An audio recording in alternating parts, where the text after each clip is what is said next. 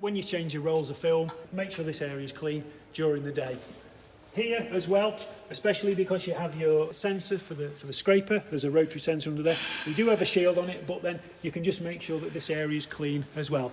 And on the tailgate, if you just keep the area between the tailgate and the bale kicker clean. When you change your rolls of net, there's probably two areas you should just make sure that are clean. So if we just go up the ladder and show you. When the roller net is out, all this area here can actually build up with crop.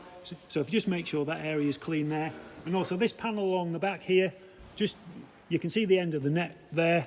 The net drops in just in front of this panel. If you just make sure this area is clean here as well. Right, so we've now finished the last field of the day. This is the main baling screen. So first off, if we lock the screen, then if we press this key here, this then allows us to operate all the hydraulic functions independently. So we can actually lift the pre-chamber, and we can actually lift the tailgate,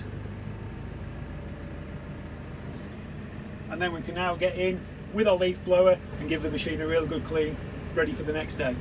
So we now stop the tractor, and then we go out and I'll show you where the safety tap is. The area around here, both sides for the pre-chamber, and the area left and right hand side, especially around the sensor for the scraper on the right hand side of the machine, these areas here. And then if we look at the back here, you can see the area between the bottom roller and the ramp there. Keep that area nice and clean. If you've got a leaf blower, either battery operated or petrol, you can get in and then give the machine a real good clean, ready for the next day.